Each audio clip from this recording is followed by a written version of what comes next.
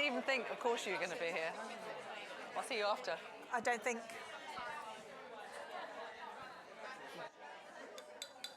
Good afternoon, everybody. Can you hear me? Is the mic on? Yes, excellent. Thank you. And thank you all for your patience. We did see it raining like cats and dogs out there, so we thought we would wait just for a little while, but it was Minister Hollinrake that got caught in it, so lovely to see you. Anyway, good morning, everybody, and welcome to the launch of the Gender Index Report 2023. I'm Julie Baker, Head of Enterprise and Climate Engagement at NatWest, and it's a pleasure to welcome you to our conference centre here in Bishopsgate. Thank you so much for joining us today. I know it's the Friday before the coronation, but lovely to see you all. I can't believe it's over a year ago when I was at the Shard, and we actually spoke about the Gender Index and how it was truly groundbreaking, providing that increased transparency and fresh perspective on the business landscape for women, which we've been seeking for so many years. It's been exciting watching how it's evolved during the last 12 months, and I look forward to hearing more from John and Jill later on this year's findings. Requests for this data are endless. I'm particularly excited about how these increased insights will support the work of the Rose Review, which of course is tackling the barriers faced by female founders. At NatWest, our vision is to be the champion of UK business, and to truly achieve this, we need to unlock the potential of customers, to enable them to grow and thrive, removing barriers to enterprise, but especially those that face the highest barriers like females. So what are we doing at NatWest to support women? Well, we know, first of all, it's really important to support women because if women were to start and scale businesses at the same rate of men, it would be £250 billion to the UK economy. And all of you know that, but that is so important. What are we doing at NatWest? Well, first of all, you'll be aware we have 1,000 women in business specialists that can provide tailored support for female founders. But this year we've actually changed and we've launched a Women in Entrepreneurship bank-wide training so that all of our staff have access to this training, to give our colleagues, or my colleagues, the knowledge and tools to better understand and then support women in business. In the latest cohort of entrepreneurs through our hubs, 56% of those was women. And we set ourselves a stretching target of supporting 17,500 women through our programmes each year. We also partner with amazing organisations. We work with The Telegraph, featuring 100 Women to Watch. We work with Every Woman. We work with By Women Built, and we've got the lovely Sahara Shimi here somewhere, very damp. There we go, waving at the back, thank you, who really profiles some amazing women on business owners on her website. We celebrate with the Women in Social Enterprise 100. And of course, we also partner with MP Heroes, and we've got the wonderful Helene Martin-G here, who runs MP Heroes, where we support female entrepreneurs in every part of the UK across all sectors and industries, linking MPs with a successful women in business owner in their constituency. We also host many high-profile events for entrepreneurs, but also industry leaders and politicians. And we want to do more of that over the second half of this year. And just last week, for those of you that look at the Scottish news, we launched under our Royal Bank of Scotland brand Mentor Match. So this is working with our partner Digital Boost to support the next generation of Scottish women in business, making expert support for mentors much easier. So please do sign up to be a mentor if you'd like to mentor a business in Scotland. But we do know challenges remain. Twice as many women as men say that care and responsibilities are a barrier to setting up in business. And we know that access to finance remains an issue, and lots of work is going on in the Rose Review to cover those. But we are delighted today to be supporting this initiative and the Gender Index. On a personal note, I'm delighted to be part of an organisation that spearheads change for women. But in closing, and before I hand over to our CEO, Alison Rose, I just want to say a huge thank you to both John and Jill and the Gender Index team that has grown over the years for all of their work in producing this report. I look forward to working with them on this important task of promoting greater transparency across the industry and driving change across the business landscape for female founders. Let's now hear from Alison, who's going to share a few insights of the latest Rose Review update. Earlier this year, the Rose Review revealed that over 150,000 female-led businesses were created in 2022, more than ever before. Released today, the Gender Index report echoes this positive progress, highlighting the growth of female-led companies as well as the challenges they face.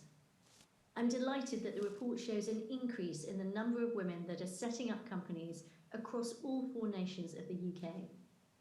17.3% of all UK companies are headed by females, a 0.5% increase from the previous year. Powered by MNAI, this year's report measures the number of female-led companies and their impact on the UK economy. The report also provides additional insight into the progress made by female founders, as well as highlighting female representation levels within leadership roles among underrepresented groups and young people. The Gender Index offers an exciting glimpse into the next generation of founders and how they are closing the gender gap. With a national average of 21.7% active female-led companies, Gen Z female founders are attracting more external capital than any other age group, showing the resilience and creativity of young female entrepreneurs. It is fantastic to see this progress. But the report also highlights there is more work to be done, with access to funding still remaining a challenge. There is also considerable regional disparity, with funding opportunities and women-led companies remaining predominantly located in the southeast. London alone has 18.6% of female-led companies, making it home to the highest proportion of female founders for the 2nd consecutive year. However, there are reasons to be optimistic. Wales has the highest rate of female-led fast-growth companies across the UK, and women-led businesses in Northern Ireland received the highest percentage of external capital at 49%. It is clear that there is still work to do to fully unleash the entrepreneurial brilliance that lies across all regions of the UK. That's why this year, the Rose Review is expanding its help for investors and business leaders across the regions and devolved nations, providing tailored funding and education to ensure that no innovative female-led idea is left unturned. But it does not stop here. Only through collaborative action will real change occur. With exciting technological developments ahead, the opportunity to drive growth for female entrepreneurs is even more exciting. I hope to see everyone, from policymakers and local governments to investors and educators, use tools like the Gender Index to move the needle and support a more diverse economy. We look forward to working together with our partners across the ecosystem to build on the progress shown by the Gender Index this year to inspire more growth in the years ahead.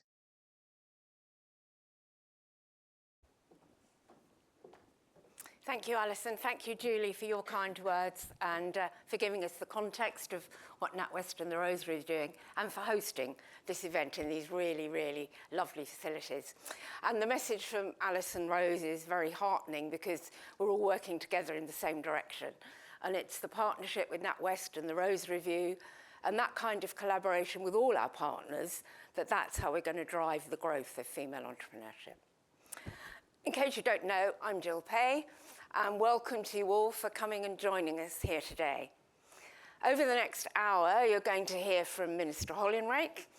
I'm going to talk a bit about the report. We'll have a panel discussion with our partners and sponsors, and we're delighted that you're all here too. And we're going to hear from 2 users of the Gender Index to hear how they're using it in their businesses. Then John is going to talk about the new website and these exciting technology developments that Alison mentioned, and we'll have a Q&A. After that, there'll be networking over a light lunch, and during that, 2 of our team, who I can see over there, and Lara, they will have their laptops out there, and they will demonstrate the new website, and you can have a hands-on experience if that floats your boat. So let's begin. I'm absolutely delighted to introduce Kevin Hollinrake, MP for Thirsk and Malton, but here today is the Minister for Enterprise, Markets and Small Business in the Department of Business and Trade. So would you like to join me, Minister?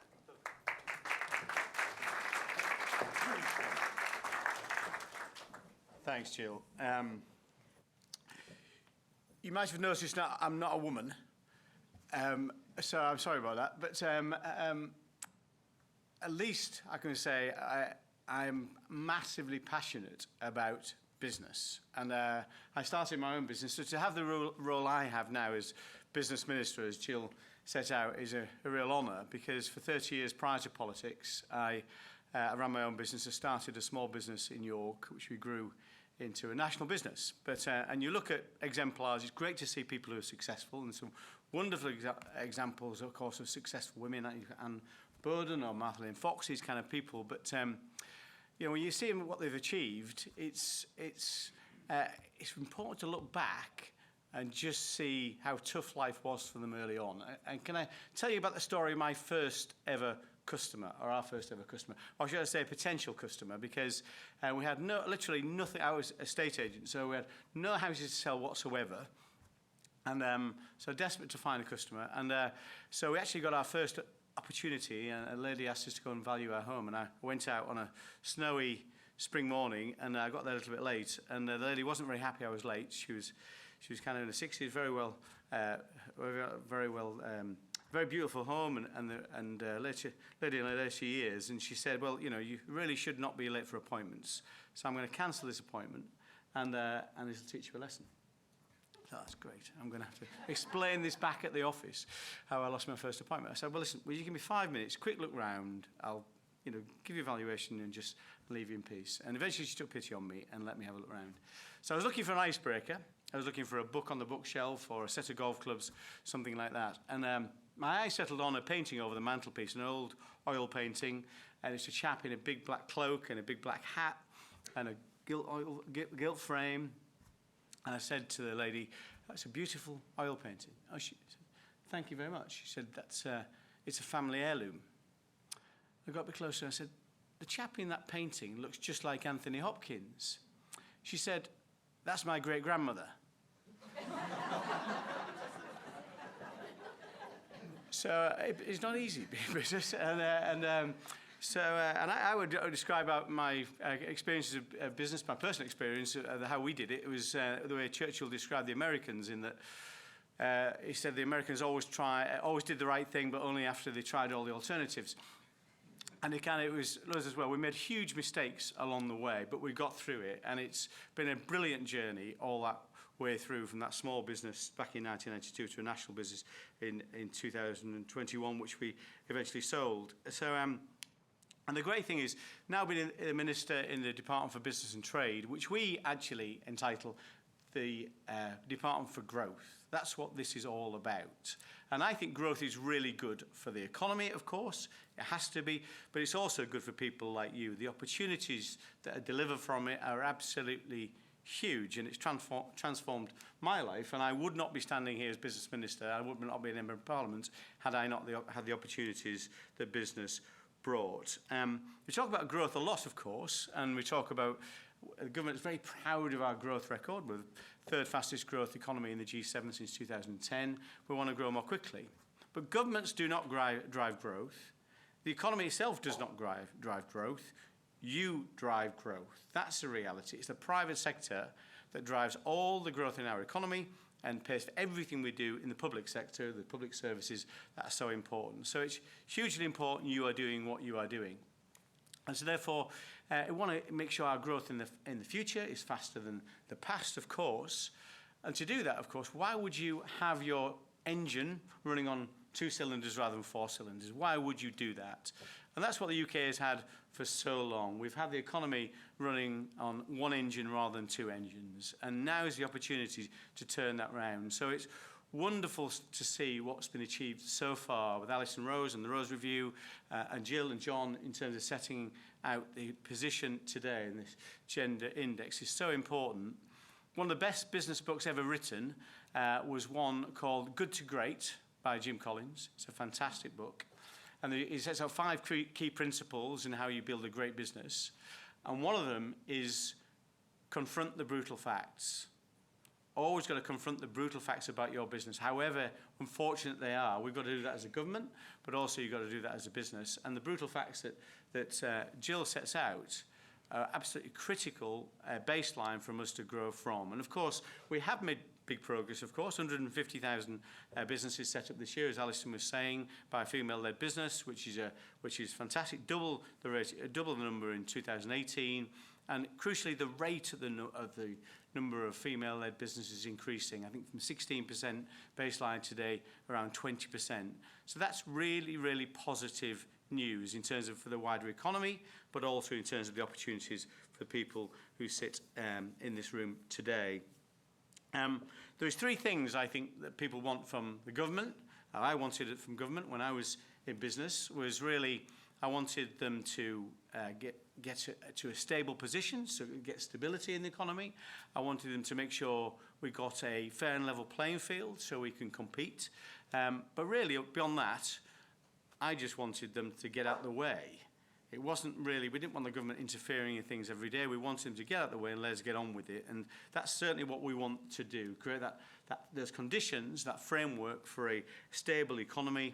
And it's good to see, despite the instability we saw last year, some of which are our own making, some of which are geopolitical, we are seeing more stability coming back into the economy.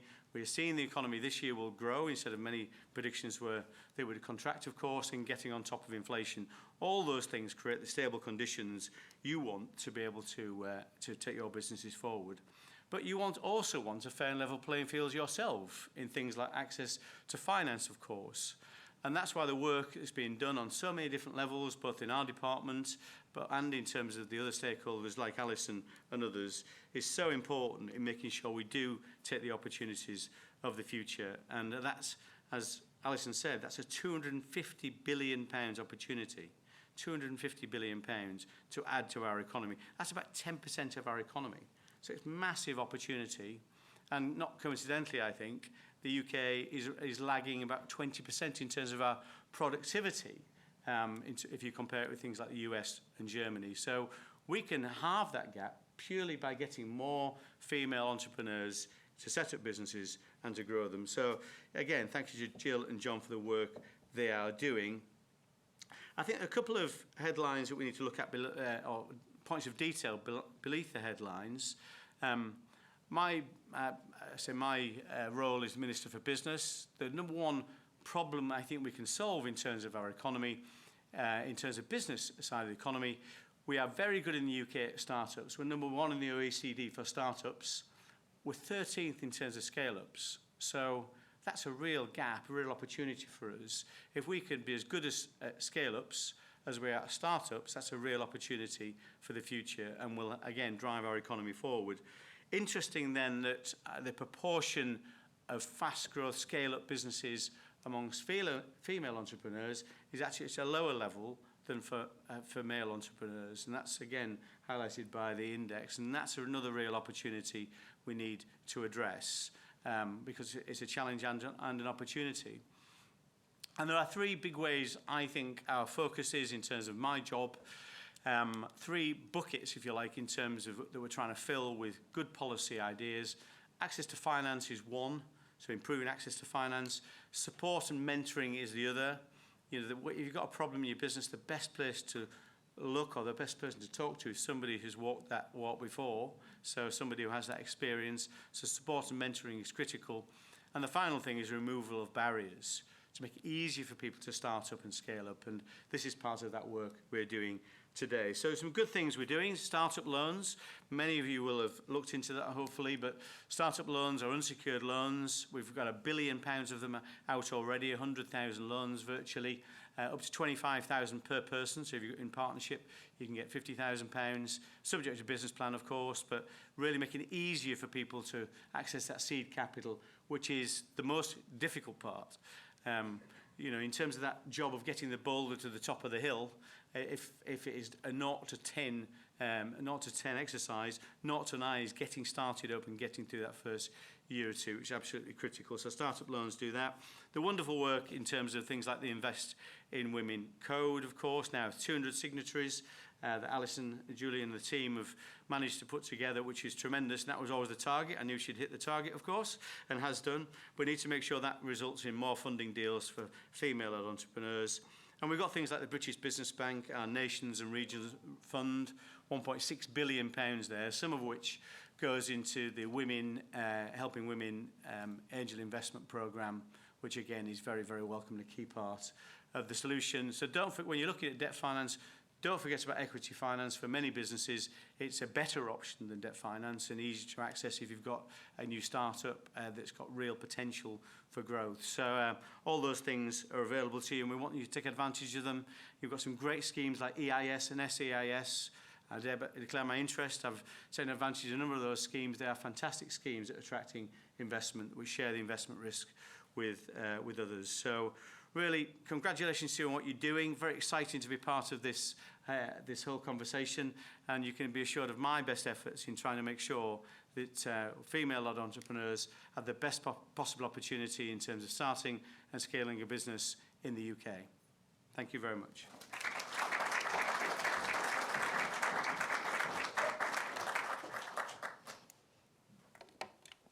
Thank you very much, Minister. Thank you for your amusing anecdotes, which sets a good tone, but also thank you for setting the scene for us today. And it's very clear that, you know, we have your support and the shared ambition for growth. I think everyone in this room is with you on that, and I know Alison is with the Rose Review, so it is all about growth. I like the Department for Growth as your sub-name. Thank you. I have to put the glasses on now. So I'm just going to tell you a bit about this year's report and give you some key findings. You will have heard some of them already, so I will skip through that, but I think it's quite good to see them as well as to hear them. But I'm just going to recap a little for those of you who weren't with us at the launch last year and maybe don't know quite so much about the Gender Index. It was designed to create an accurate picture of the UK SME landscape and set a benchmark for the activity of female-led companies across the UK.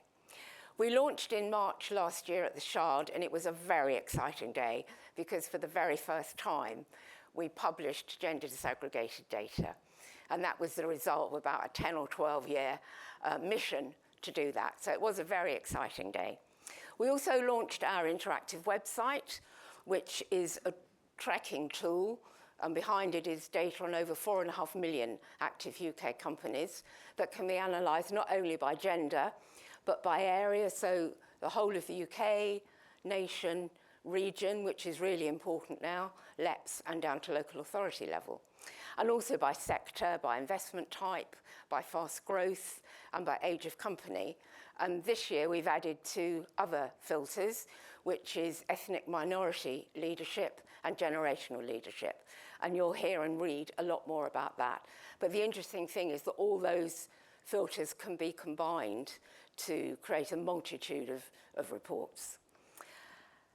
When we were planning the Gender Index, the red line was that it had to be free to access, because if people aren't going to use the data, we're not going to drive the growth. So it's thanks to the generous support of our partners and sponsors that we were able to achieve that ambition. And they've given us ongoing support all through the year. A lot of them are here today, and we look forward to working with them in the future. Our first report was launched last year. That covered data from 1st of February 2021 to the 31st of January 22. And today, we are launching our 2023 report, and here it is. And we're very proud of it.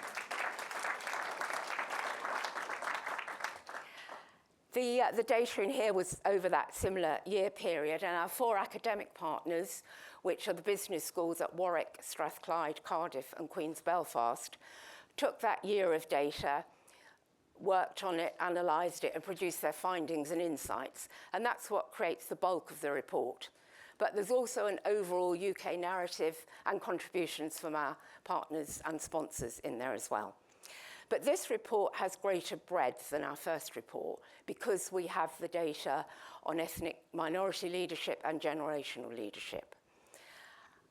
And it has greater depth because we can compare the 2 years together.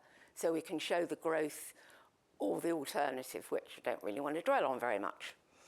So here's some of those key findings that have already been mentioned and show positive signs of growth, but I think it's just worth quickly going through them again. 17.3% of all active companies are female-led. Last year it was 16.8, so that's an increase of 0.5%, which doesn't sound very much. But when you consider that's 0.5% on over 750,000 companies, then it does become a significant number.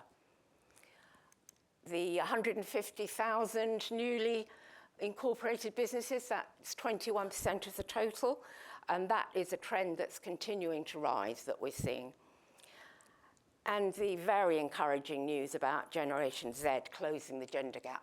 21% of the Generation Z newly incorporated companies are female-led, and they're also attracting more external capital of all kinds than any other age group.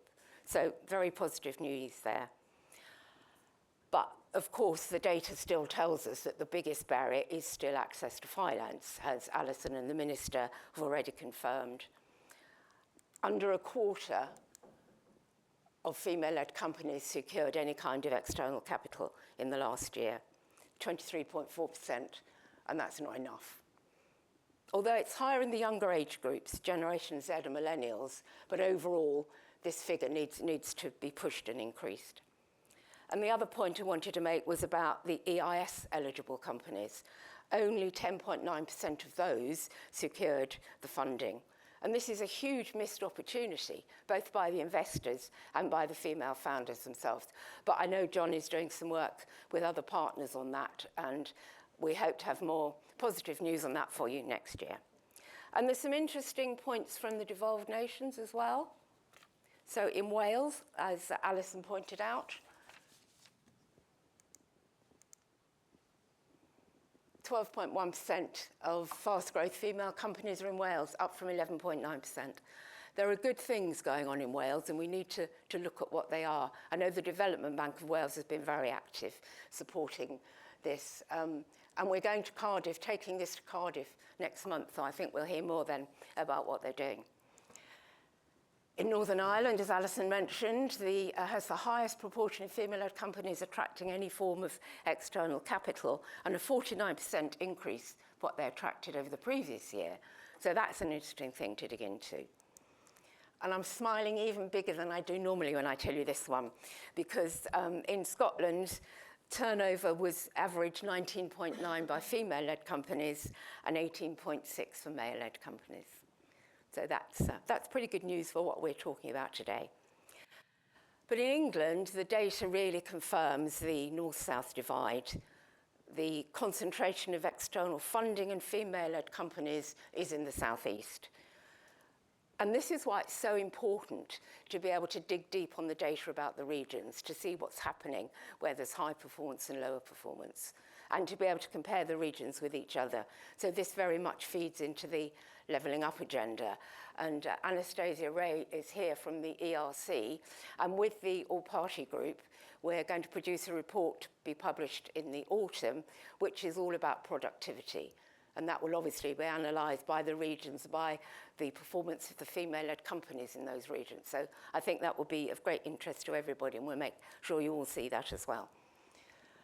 But these are the stark facts. London, 18.6%, North East, 15.6%. So that is the stark reality. And as the Minister said, you know, these are the stark facts, but they're where we start from. And we're seeing growth and we're seeing performance in a lot of areas. So the more we can see these trends and the more initiatives that go on all over the country, we will see this growth continue. So that's just a flavour of what you can read in the report. You can read so much more and in greater depth. And I would pay tribute here to Aaron Slater and to the team at Vivid, who've done all the hard work that John and I directed them doing, but they've done all the hard work to produce this report. And there will be printed copies for you to take away if that's what you would like, but of course you can download it on our website, thegenderindex.co.uk. So thank you, that's all from me now. Now I'm going to introduce our first user of the Gender Index, which is Julia Elliott-Brown, who's the CEO and founder of Enter the Arena. She's also one of our TGI game changers, so you can read her story on our website in the stories section. But Julia, would you like to come and talk to us? Just press the green one. Yeah. Hi, everybody. It's so nice to be here. Thank you for inviting me, Jill. Lots of friendly faces in the audience. I'm just going to speak very briefly about how we have used this data at Enter the Arena and on another couple of initiatives that I'm involved in the local area where I live. But firstly, I want to say that I love data. I'm obsessed with data. And with myself, like many people in the industry, have been banging on for a long time about more transparency in the industry. It's so important because without that data, it's really hard to make fully informed decisions in business. So this is a really enabling stuff that we're talking about here. And we know the gender funding gap is a massive issue. If we don't resolve it, we are going to continue to live in a world where the businesses are run by men. And we must have more diversity. So my mission and purpose is to support female founders building the startups of the future by empowering them to raise investment and grow and scale their businesses. So I'm driven to this because I'm a serial entrepreneur. I'm a female founder myself. I've had a number of different businesses. My last business, which was a fashion tech company called Upper Street, where you could design your own shoes. Might have a few old fans in the audience here. I raised £2 million in funding for that business, and it was really challenging as a female founder, raising money for a female-focused business. It was a 7-year journey that unfortunately came to an end just over 7 years ago. And I felt compelled to address the issue that female founders face, that it is really, really challenging to raise investment in a very male-dominated world. So I set up Enter the Arena, which is a coaching and advisory business to support women along that journey.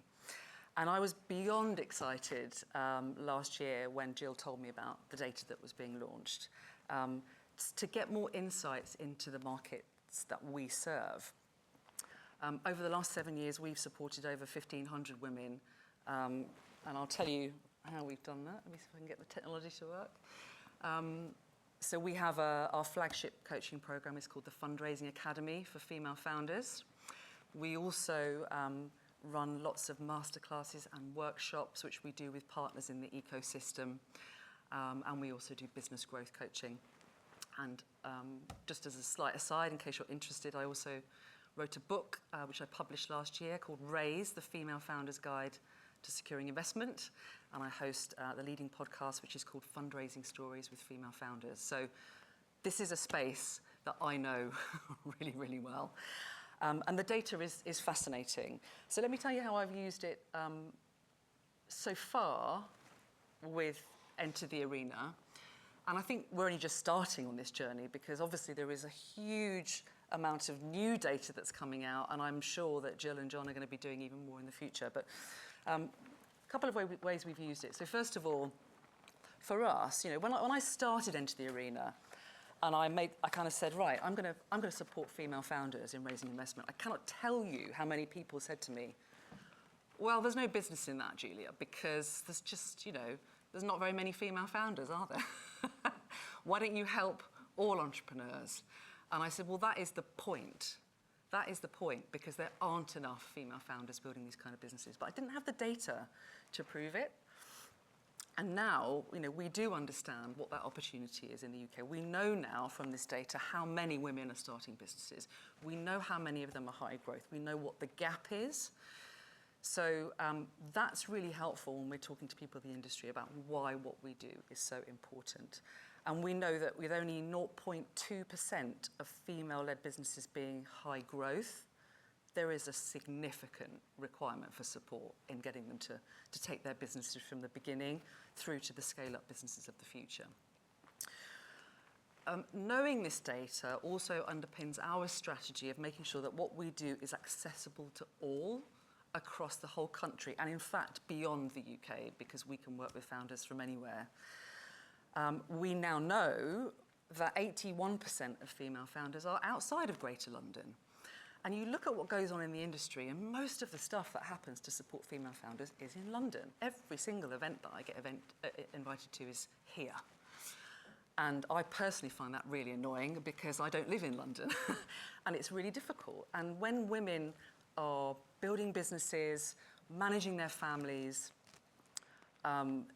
all the things they've got on in their life, it's really difficult for them to get into the capital, to get that kind of support that they need.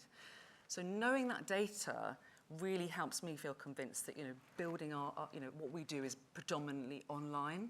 And I think that's the way we need to go as a reasonably small organisation to help female founders everywhere.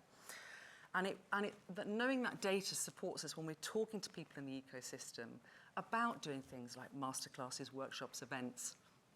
And we say, actually, you know what, we don't want to do stuff in London. We want to work with you to do these things across the UK, because this is a big issue.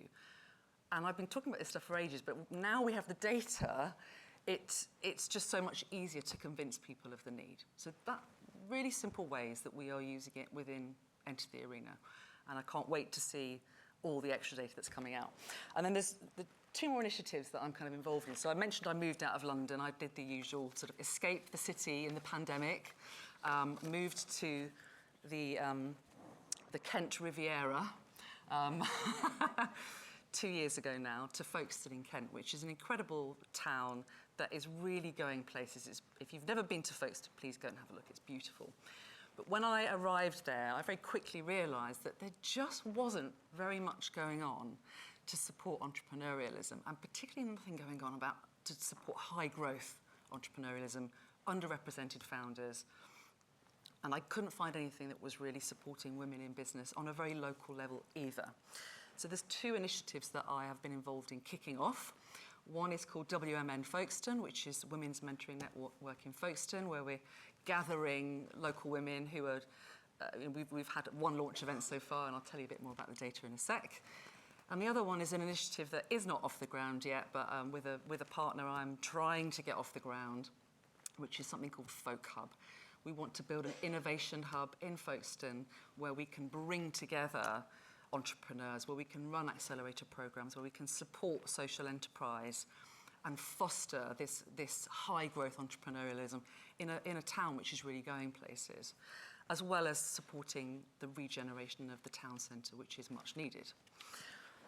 And again, with both of these initiatives, having some data to support the discussions we're having with people around it is really, really helpful.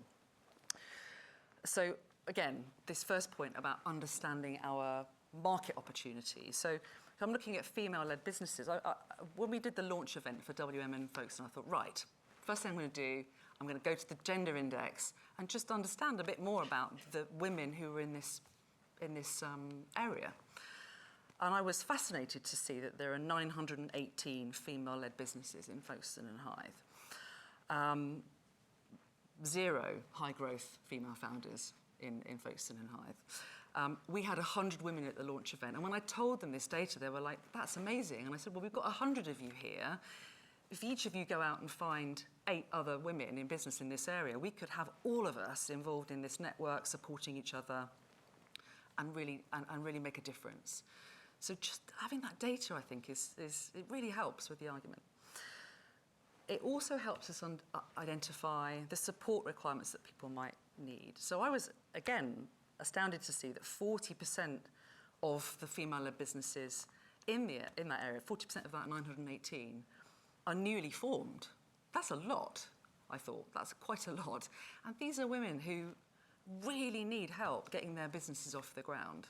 So knowing the difference between the more mature founders and the newer founders is great. And again, once we can layer that in with age of the founders, and we can layer it in with ethnicity, even more powerful. And it helps us build a case for public sector funding, which is really needed, particularly for the Innovation Hub, which is something that is, I think, going to be impossible to get off the ground with private sector funding, to show that there are no high-growth female-led businesses in the area. That's shocking. It shows the large gap to be addressed, and we also will use that data to look at the industries that we want to support, and underrepresented founders, I think, is going to be really critical. So power is in the data, and we want more of it, please, John. So if anybody wants to come and chat to me afterwards after coffee, then please do. You can find me on LinkedIn. There's my email address. And it's been a real pleasure to share with you just the little ways that we are starting to make a difference with this data. Thank you.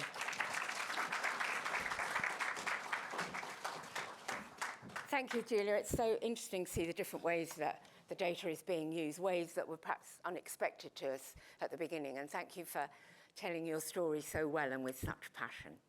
Talking of passion, data passion, I'm going to invite John now and our partners and sponsors to come up and have a panel discussion on the themes that run through the report.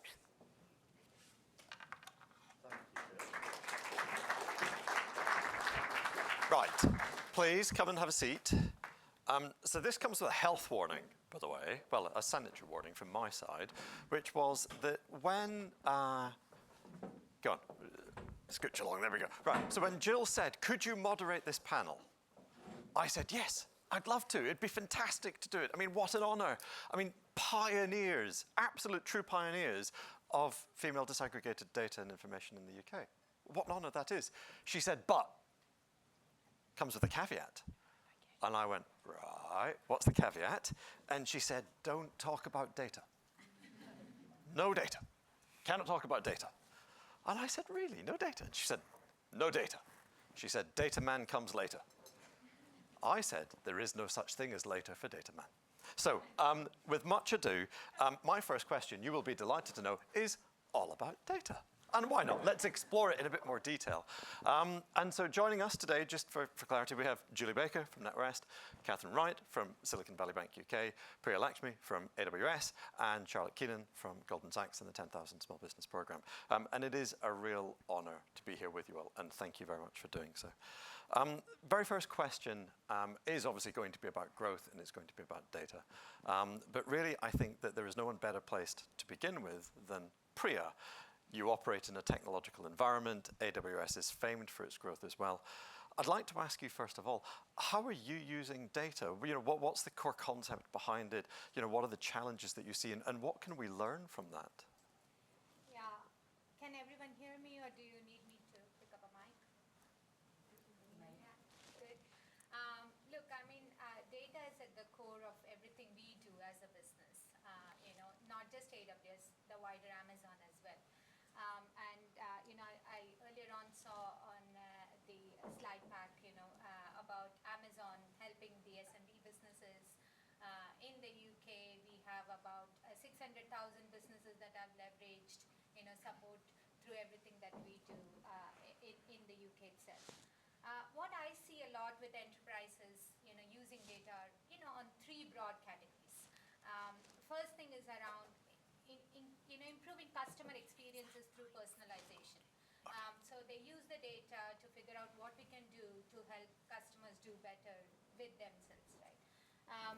And the second one, which is, you know, predicting future trends, which is at the core of what you are trying to do here as well, to see what's coming up next. How should I redesign my products and solutions so it is better catered for these new markets? So, you know, in the context of gender index, our banks and venture capitalists, the product solutions they have, are they well catered to capture the, you know, female founders? Is there something in there that makes them think, oh, maybe it's not for me? So using the data to predict that, you know, is another thing a lot of enterprises are doing. And the last thing I would say broadly that I see is a lot of risk management and fraud prevention. And all of these tend to stimulate growth in these organizations. That's you know, usually what I see with everyone we work with. So. That's really interesting, and thank you very much. Just Catherine, you might need the mic. Jill tapped me on the shoulder and said we probably need it at some point. Charlotte, I'm going to come to you next, if that's okay. Cool. Now, I know you are a data geek. You're like me. I love it. You love data, don't Love you? it. It would be really interesting just to hear your thoughts on the same subject, please. Look, I mean, well, firstly, congratulations to you and Jill and the full team, because this is tremendous, absolutely tremendous. And I think it's really simple, John, because without data, we're operating blind, right? We're making policy blind, we're guessing on kind of, you know, what we hear and think, but it doesn't become an exact science. And fundamentally, the scale of the challenge, or rather the opportunity, is tremendous. I mean, the stat that stood out to me, and the more I think about it, the more shocking I think it is that 0.2% stat. It's just unbelievable, right? And so the next sort of question, to you and the team is, why is that? Like, at what point are we losing women? At what point are they not asking for funding? Like, going even a level deeper, or significantly level deeper, into really understanding those challenges, such that we can again tailor policy more effectively. But I mean, for us, this is a game changer with our 10,000 Small Businesses program. We track and understand every single one of our companies. We want to know what moves the needle, so that fundamentally we can just create more fast growth companies. It's and firstly, thank you. Jill and I, we talked about this last year, which was the perfect combination of data and insight that allows these sorts of things to happen. And I guess, Julie, turning to you in this, you have pioneered this, haven't you? You've been at the very forefront of this for a very long time now, and it's interesting to hear what you and NatWest have been doing, because you have so many different initiatives running on these subjects that really, I think we could all benefit from a little bit about your experience as well. Absolutely agree, and I think I've got my mic's working. Yes, thank you. What Charlotte was saying, when we started supporting women in business, it was a general, just a feeling, because we didn't have the data and the facts. But we thought, why aren't so many women coming through the door? And I often tell the story of when I was relationship manager looking after 100 commercial clients, only 2 of them were women, and that just didn't feel right. And they were amazing women. But when we did the Rose Review, and one of the very early and the very first recommendations that was tackled was about transparency and around data. And that is why Alison and government launched the Investing in Women Code, so we could get other financial institutions on board, so we could start to get that transparency. And then with the gender index coming on board as well, which just doesn't sort of confirm what we're seeing with the Investing in Women Code data, but all those other sort of data sets, especially the geographical and the learnings we can get from whether it's Wales or Northern Ireland or certain demographics across the UK, we are in a much better place now to tackle those barriers faced by female founders. And the one barrier that we still know is the number one barrier is that accessing finance. And I agree, the data that we see now really enables us to get underneath, why aren't women asking for funding at the same rate of men? Or are they, and they're not getting that through the system for whatever reason? And we can really break it down and get those insights and tackle it. Before we couldn't, because we didn't have the facts. So in a much better place. So I'm going to bring Catherine in here. Silicon Valley Bank UK is obviously particularly interested in early stage. And what we're starting to see is also the Generation Z, the younger female-led founders, starting to really buck the trend in many regards. That they are more aggressive, they're getting out there harder and faster. And there are some really interesting facts about different cohorts across the UK in different regions actually going much further than 21.7%. SVB has a particular, it's a particular entity that looks at this sort of level. What are you seeing about Generation Z, and why do you think that is starting to change? Yeah, it's really interesting, because we just released our venture capital term sheet guide yesterday, and it's a fantastic resource particularly for female founders trying to raise capital in preparing their pitch decks and knowing what is the right thing to include, and preparing a really solid deck ahead of getting this investment, because that's the first barrier they face. So I definitely recommend sharing that resource wide and far if you can. But what's really interesting in part of that data that we found is sustainability riders that have come up in term sheets. And the reason why I'm emphasising this is out of 245 term sheets that we assessed, only 8 of these term sheets included a DE&I or sustainability rider. And that in itself is a big barrier, because if it's not being measured, if the data's not there being tracked to ensure that women are getting funding, how can they access this capital? Yep. So this for us was very eye-opening for our VC community as well, in understanding where we need to get to ensure that this rider is included in all term sheets at this point of when they're raising capital. And if it is, then that will absolutely accelerate where they need to go to and getting to the next stage in their business. So this is something that we're really working very closely internally and with our partners to drive a lot of change in. That's fascinating. And Priya, I could see you nodding your head there. You know, you talked a little bit at the very beginning about the 600,000 companies that you've helped over this journey. I guess really the same question to you about the younger female-led generations that are coming through. And maybe, Catherine, if you could pass the mic across, that would be great. Thank you. Yeah, look, I mean, I'd sort of relate to it more personally as well. So my daughter in her gap years started a small jewelry business. I heard the minister earlier say about more creativity in the younger generation and coming forward. I think the access to information, access to data, access to even role models has really helped younger generation to start thinking, oh, I can take this risk. I can move forward and start a business. So my daughter did the jewelry business in her gap year, funded herself to go to Paris with the money she made. She obviously has gone off to study now, so she's not continuing that business, which I would come to later on about scaling.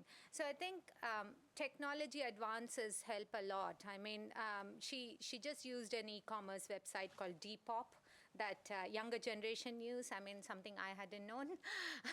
But it was fairly easy once she had her designs, you know, to launch her business and get moving. So I think it's really, you know, access to education, information, and more available role models now, which helps younger women to go forward and start taking those risks. So the access, the educational piece in this is actually really quite interesting. And we see this in Scotland and Wales, whereby entrepreneurism is a feature of the curriculum across all of the education, but particularly into later. And it is therefore no surprise to see that Scotland and Wales are actually driving some of that change. Charlotte, with the 10,000 Small Business Programme, you must see this quite a lot. And we've talked about the regional disparity. What is it that you think, both in terms of that generation and the opportunity that we can unlock?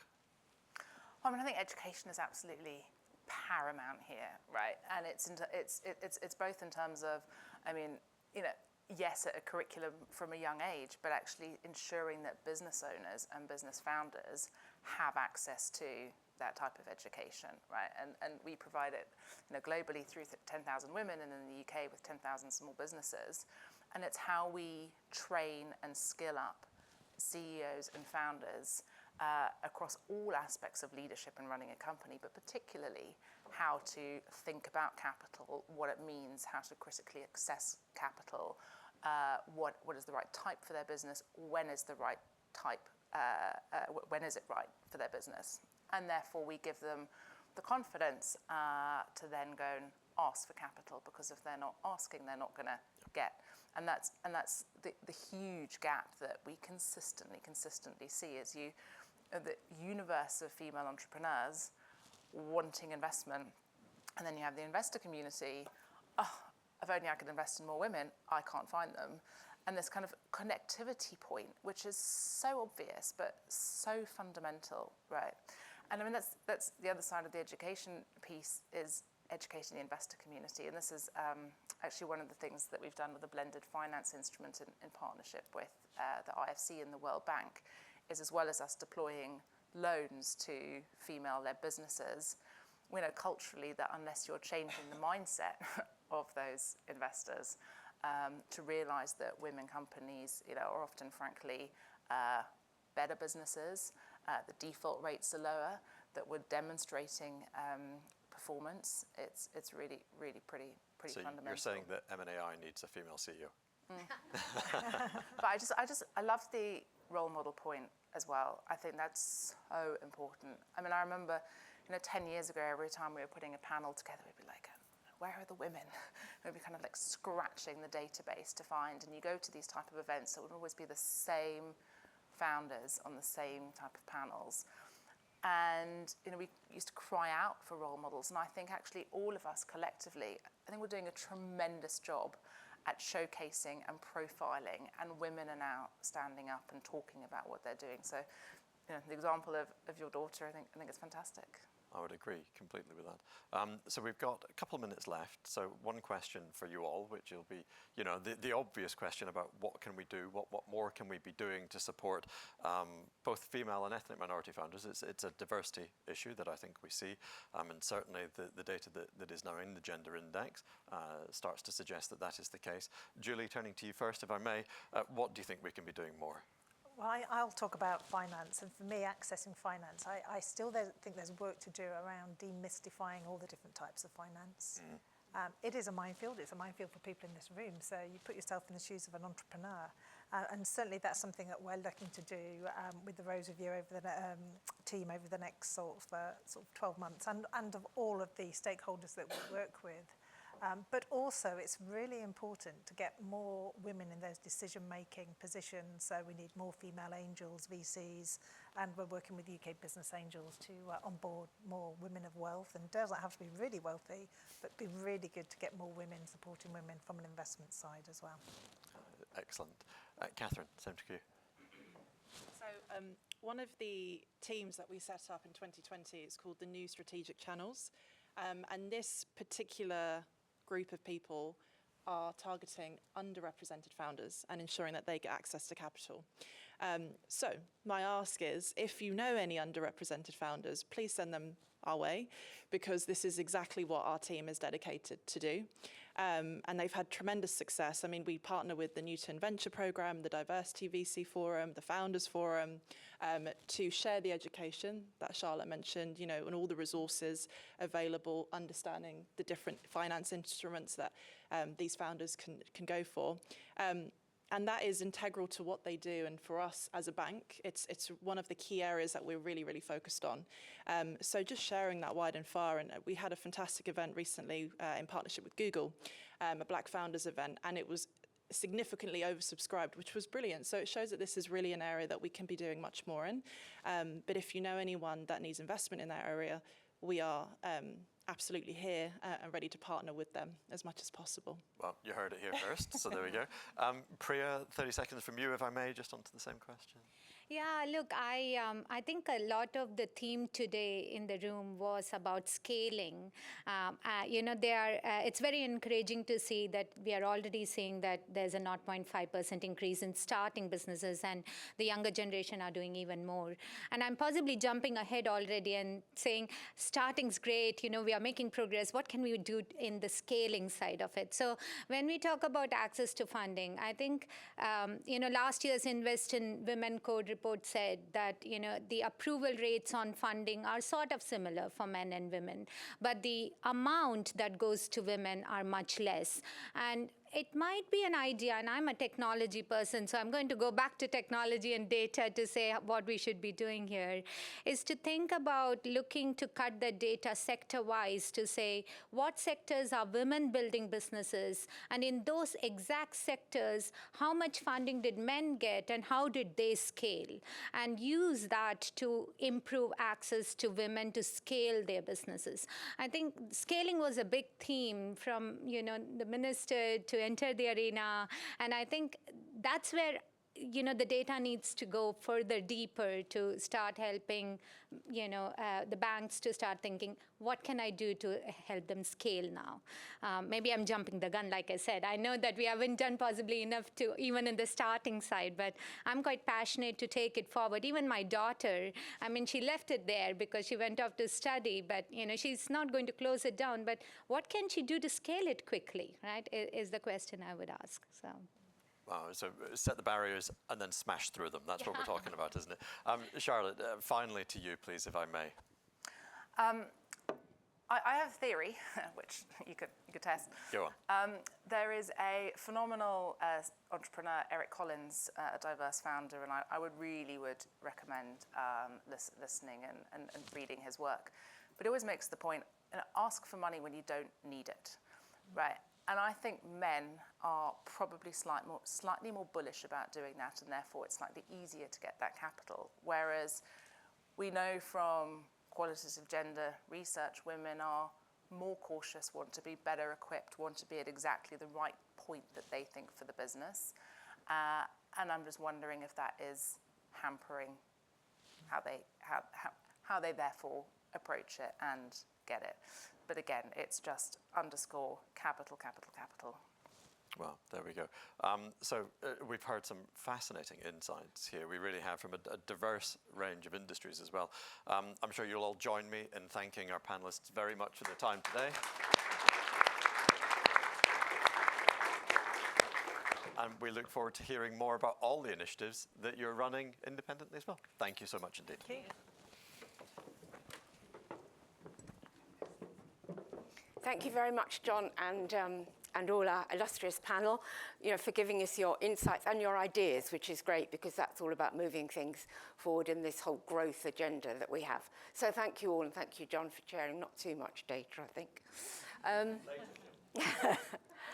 And now I want to introduce our next user of the Gender Index, who is Liz Hind, who is equally passionate about data and about a number of other things that I think we're going to hear about. Liz, would you like to come and join me? Just press the green button.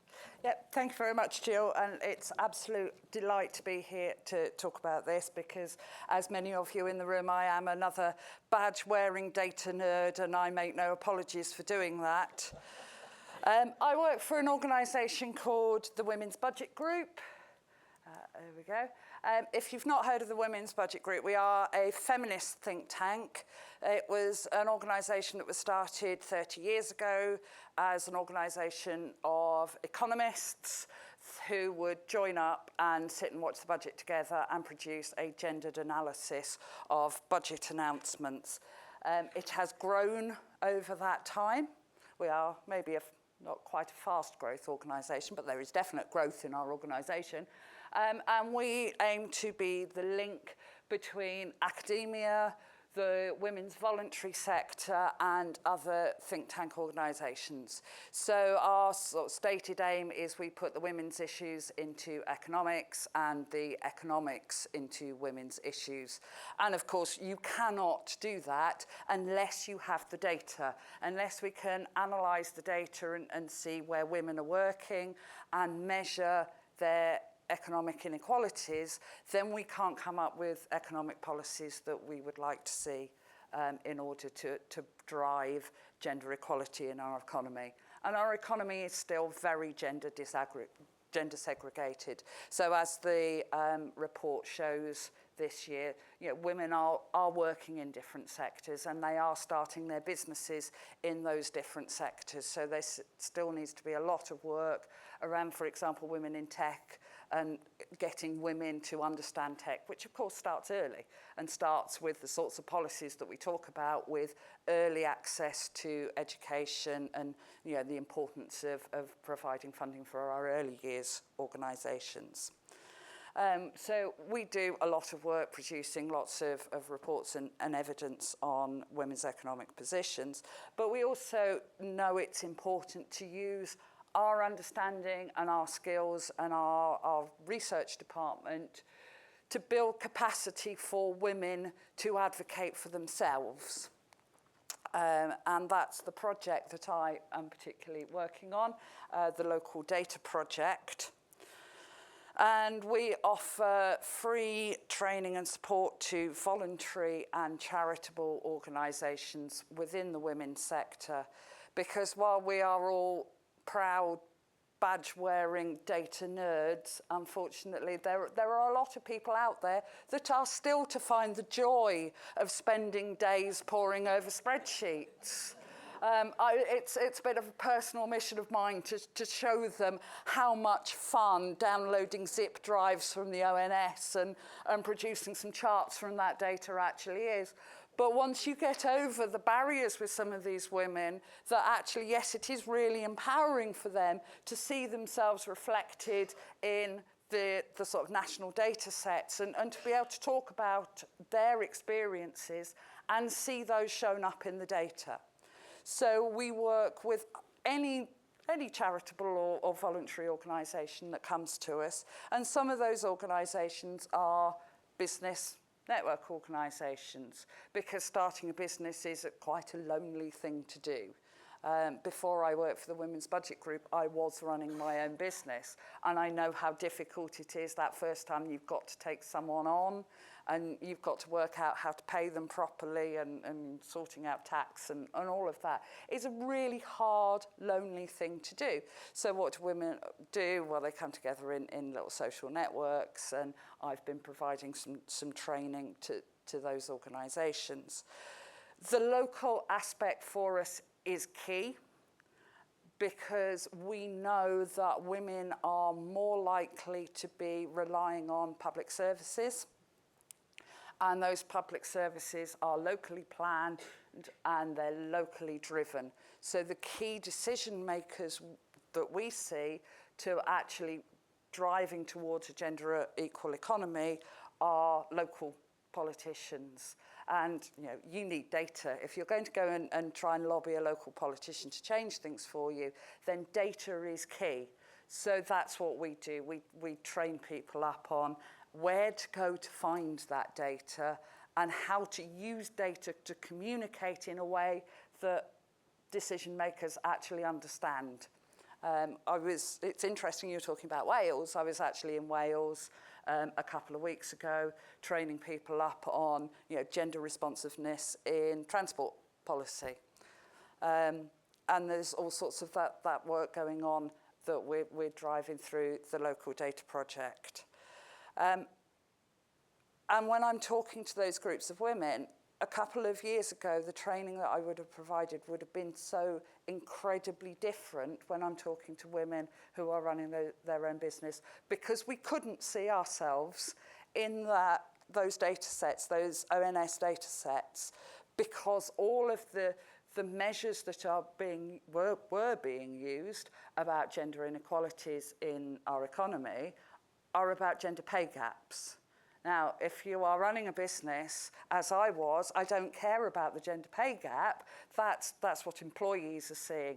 There are other gaps, like finance gaps that we've been talking about here, about earnings gaps, about pension gaps, whole other range of economic issues that are facing women that we just couldn't see in the data until, of course, the gender index came along, because the gender index is the only source of data that we have for women who are running their own business to talk about their position and to talk about what they want to see and what needs to change in order to give them the environment that they need.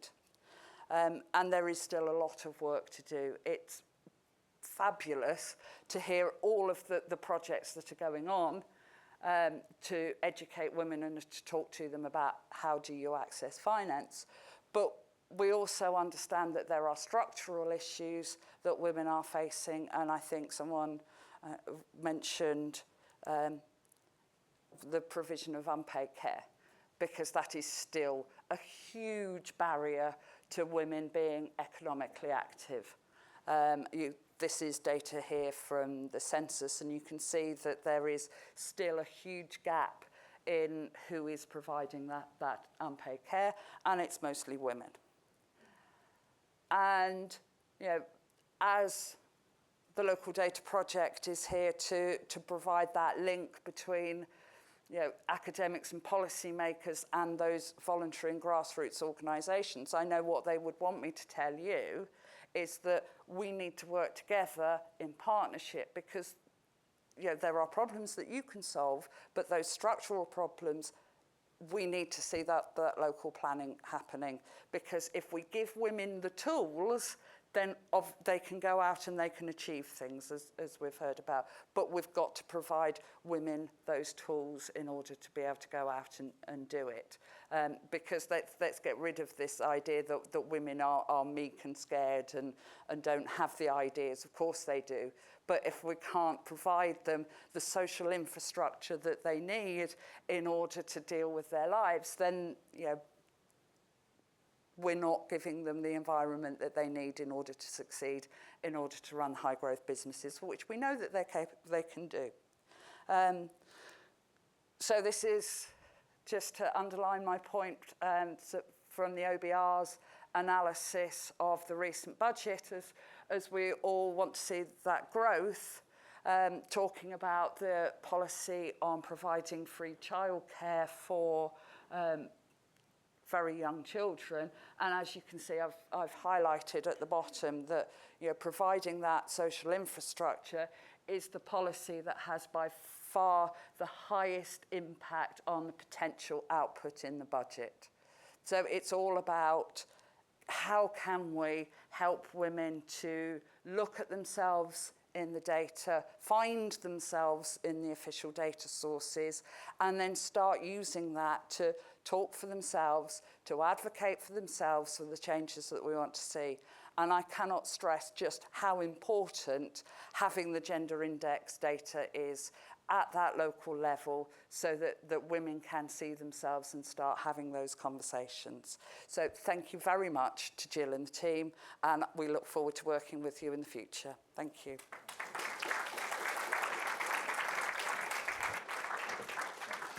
Thank you, Liz. Yes, great stories. And I told you the passion would come across, didn't I? And that's very impressive. Thank you very much for that. And now I'm going to ask John to come and talk to you very briefly, because I'm sure you're all hungry, about our new website. Thank you. You can press the green button when you're ready. Oh, can I? Okie dokie. Hello again.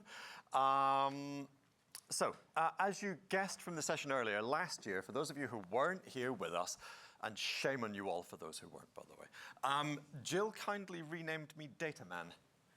Gender woman, data man. And it was when these two worlds collided that we started to make these things. And that title has stuck. Not sure how, by the way, but it has stuck. And so to start off on this conversation, let's talk a little bit about data, shall we? So in the last 12 months, and this is just kind of the headline facts and figures for what we've achieved, Gender Index had 33,000 page views from over 100 countries. Just think about that for a second. That's enormous. And it just goes to show the power. It is actually also the organically ranked #1 keyword search now on Google if you type in Gender Index, and that's, as a geek, super cool for me. 2,500 copies of our inaugural report were either downloaded or given out to people. We hosted regional and local roadshows to hundreds of motivated delegates. We did win one prestigious Women in Banking Finance SME Innovation Award, so go us, and being used by a number of broadsheet newspapers as a source of data, trusted data, for female entrepreneurism. I don't think that's too bad for 12 months, right? You know, I think we have to be very proud of what we've achieved. And I think it's also fair to say that Jill and I were not prepared for the reaction that we got. It has been a little overwhelming, no doubt about that, but it has been hugely heartening. And so therefore, whilst 2022 has been about data recognition, 2023 now needs to be about data transformation. Jill has talked very eloquently about the new data fields that we've added. We have several new exciting data layers coming in over the course of the next few weeks and months ahead. And that will allow us to have an even greater control and command of the gender universe. Now, what do I mean by that? Well, of course, ethnicity is here. Of course, we are adding in the generational analysis. The EIS piece is particularly important, and we've been working with the EIS Association to start to quantify how many EIS-eligible companies there are in the UK, something that we just have not known. And therefore, when Treasury releases data that says that there are 3,500 or 4,000 companies that took advantage of that scheme, well, the bigger question in my mind is how many are there? And that's a piece of work that Francis and I at DBT are starting to undertake. That's very cool. We really like that. Equally too, though, is the ability to command our understanding of the universe from last year and the years gone by. And this is something that is really quite transformational, is Companies House have finally, after much lobbying, I should hasten to add, released historical data sets. Now, it is only in my personal belief, by understanding the past, can we influence the future. And that is a really significant trend that we want to start to explore. Now, today, though, is not about looking back. It is also about recognizing the work that it has also gone into the report, and it is also forward-looking at the same time. Now, again, to this point of last year, you will know that I counted up the hours. I tracked the days and the weeks that were spent in the data. And I wanted to do the same thing for this year. So this year, we had 25 people work on this project from 7 separate organizations. Over 1,100 man-hours were given freely over a 2-month period to produce the report, whilst 300 hours went into rebuilding the website and learning specifically about user behavior to allow these use cases to come to life. During that time, I reckon, and I've got to read this, 2,800 cups of coffee were drunk, which is the equivalent of 660 litres of coffee. Put it simply, you could fill up 10 petrol tanks with the amount of coffee that has been consumed doing this, and therefore you could drive 3,000 miles on 10 tanks of petrol, which is the equivalent from here to Lower Manhattan when I looked it up. So that's a huge amount of coffee and some fair mileage as well that goes into it. It is a huge achievement, and so on that point, I would like to thank everyone personally for their involvement here today. From our partners and our sponsors for the support and the encouragement that they give us. To the universities for the invaluable research that they have provided, because it is without them, we would not have simply the analysis that we have. To Jane, who is there, and her team at Vivid for all the support that you provided on the report, and to James, Aaron, Vickers, and the wider M&AI team for the work that you have spent on the website and the data, and I thank you all. Now, as you will see behind me, there is a new website. It's very exciting with lots of new data points in it. And Jill pointed out Devon and Lara, who will give you a guided walkthrough after this as well. All of the new data fields that you have seen are in this site, and it has been deliberately optimized to allow an even greater level of experience to be provided. And finally, this was talked earlier, this was not a plant, by the way, but it is a very interesting point. As much as we love seeing each and every one of you here today, I'm going to leave you with a final data geek moment, okay? There are 100 people in this room. And if each one of you go out and once a week tell one person about it, each person will be able to bring, well, the cumulative effect would be 100 people will tell 1,000 people a month, and that compounds over the course of a year. That's a huge volume of people that will start to be able to make a different and disaggregated data change. So I thank you all for your support. I thank you all for coming. And I very much look forward to the months and years ahead. Thank you so much indeed. Stay near me, stay near me. Okay. Thank you, John. I should have said when I introduced Liz that when I first met her, I asked her how she'd heard about the gender index. And she said, well, I Googled and it came top. Is that not music to your ears? So what next for the Gender Index? Well, we're going to continue our programme of roadshows. We went to the West Midlands for England, we went to Edinburgh, we went to Belfast. Next month we're going to Cardiff, and then we're starting to go to the regions, which is a big theme that's come out today.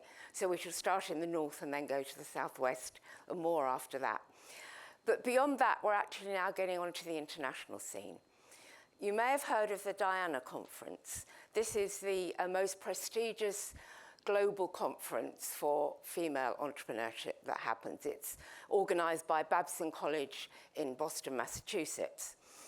And with some new academic partners that we have from Griffith University in Queensland and the Ulster University in Ireland, and with Strathclyde and Warwick, we have put together between us an abstract submitted to that conference, and I think they have about 150, and only 20 are accepted, and ours has been accepted. And I have to read, it gets better, believe me. So the title of it is How Entrepreneurial Diversity Impacts the Funding Success of SMEs in the UK. And what is going to happen, there's going to be a roundtable presentation during the Diana Conference, and the subject of that presentation is going to be the Gender Index Report 2023 and all the data that sits behind it.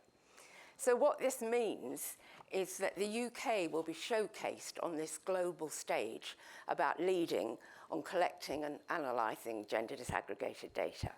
So we're very excited about that. That's happening in the first week in June, and you will hear more in social media about that altogether. We will, yes. We will.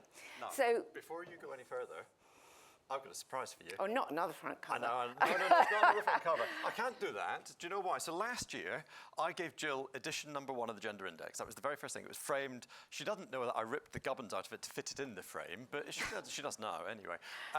This year, I've gone one better. Okay. Nicole, could you come up? Thank you. This is very embarrassing. I don't deserve No, it's not. this. It's great fun. shared. No. Okay. Right, okay. So, thank you, Nicole. And by the way, she's the reason you can't have print #2. Oh, okay. She stole it. She's got it. She stole it. This is a little something from me to you to A, thank you for all the work that you do, but second of all is because I wanted to recognise gender women in a different way. Okay. So I'm going to do this Thank for you, you. and you may share to Thank you. everyone. Because Okay. I think this is brilliant, right? I have a history Okay. of giving bad gifts. Okay. This is the worst gift. I hope not. But this is my way of being able to say thank you. So there's 2 of these. I do love gifts and I do love surprises. You have to know that. Gender woman mug, I think this So, is. no, No, look, okay, all right, all right. There's 2 of these. There's 2, right? okay. So you and your husband can sit there and you can give him a cup of tea and you can say, would you like to be the gender or the woman? The data man or the gender woman? No, there we Oh, go. the gender or the woman. That's Yes, fantastic. there we Thank go. you so much. Well, congratulations. Thank you. I Thank think you we can so all give much. Jill a huge round of applause Thank for the you. work that you do. Thank you. It's just a great pleasure working with the whole team at M&A and everybody involved, and Jane and her team and all our partners and sponsors. It really is a great pleasure, particularly when we can show growth. So that's Absolutely. amazing. We've got time for a couple of questions, if anybody has them. Jane. I feel like I should know the answer to this, but I don't, Jill, so it's a perfect time to ask you, I think. The panel earlier talked about some things that they want to see change, and Charlotte mentioned moving the needle. She wasn't the only person who used that expression. What's top of your wish list after everything that's come out of this year that people are about to read about? What's the one thing that you want to happen as a result of the data? Oh, I want to get entrepreneurship into the curriculum right from primary, when they don't see risk, when they're full of ideas, all the way through. So it becomes a mindset. So enterprise and entrepreneurship becomes a mindset in all 4 nations equally. And the minister's gone, but I'm going to go back to him for an ask. And who can I talk to do this? But as a first step, I want to get the Gender Index website as a resource into secondary and tertiary schools, because it's an amazing resource. It's free for economics and business studies students, but also it then gets the mindset thinking entrepreneurially. So it's in that patch. Thank you. Any more? Yes, hi. Hello, Emily. From the Trade Association Forum, so we're the trade body, Trade Association for Trade Association. Just thinking about the evolution of the data. There's a mic for you. Just thinking about the evolution of the data and what's next. Is there any, so I'm interested in sector analysis, so we can work with associations to support female entrepreneurs within their sectors. Will you be looking at putting SIC codes or sector, grouping them by sector, so that we can do something rather than local? We can look across the country at, I don't know, women in businesses in hair and beauty, or I've got a florists association of 7,500 florists across the country. Do you want to answer that one? Oh, I think probably you can answer that one. Data man to the rescue. So the data is already segregated and split by SIC code category. And we have to recognise that SIC extends down to, I think, 741. Yeah. So at the moment it extends to the top 27, I think it is from memory. So it is already there to a degree. We can, of course, go much lower down than that. There is an element of optimisation on website, because clearly you've got to be able to kind of go down that level. But it is already there. It is already disaggregated by sector. And of course, we can go much further than that into the data set. And if it's a conversation to pick up afterwards, very happy to do so. So yes, is the short answer to that. It's been great today to hear about all the different areas where the gender index is being used in the different ways, which we didn't think of at the beginning. So that's really helpful and refreshing. And when you hear people talking about it, it's music to our ears. Any more questions? Helene. So I'd like to know, we've talked about local businesses. It's brilliant that we've got this data. But I'd also like to know, if we're trying to get more MPs on board with MP Heroes, is it possible that the algorithm could actually cut the data down into constituencies as well as local areas? Because that would really help with MP Heroes. It would also help to get more local government on board. Thank you. Yes, and get more MPs on board if they can actually see what's happening in their own patch. The short answer is yes, it is something that we started to look at. You're not the only one to ask, Helen. It's a little bit more complex because of geocoding, but yes is the answer. Thank you. Rebecca, and then... Oh.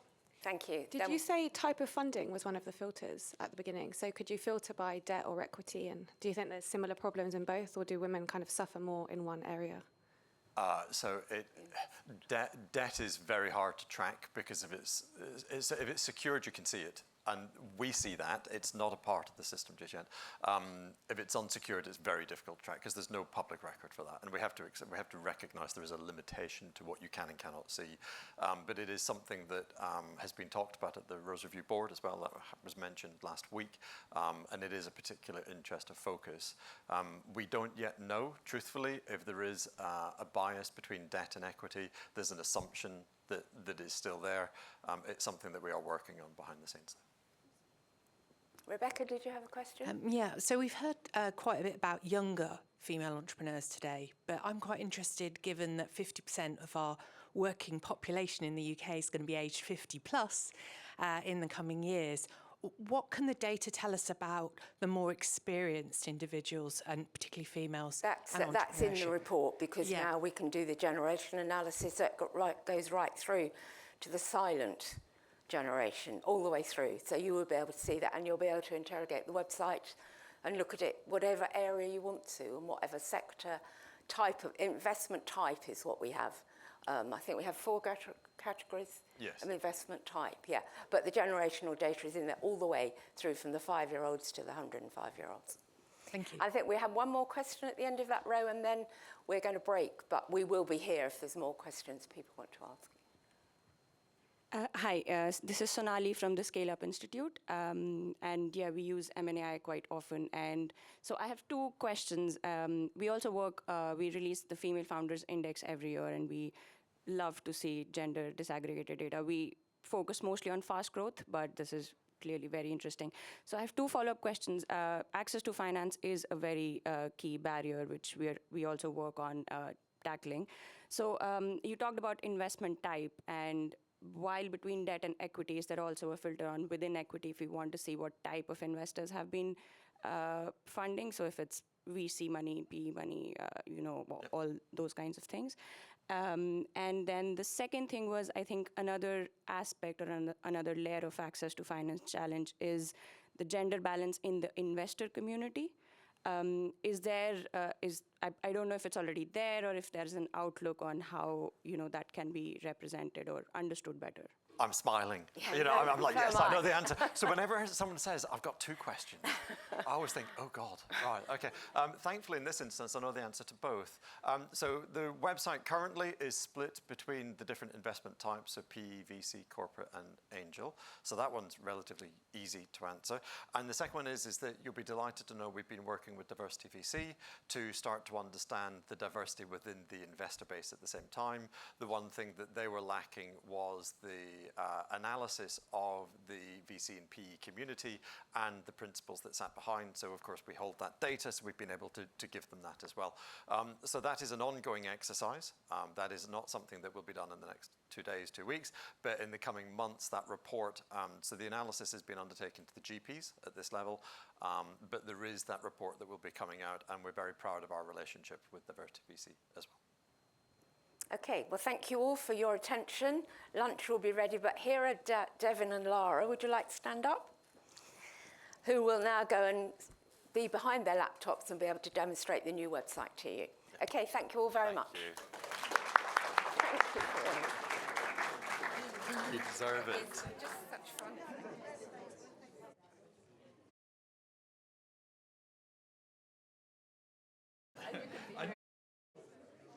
So that it's a JP.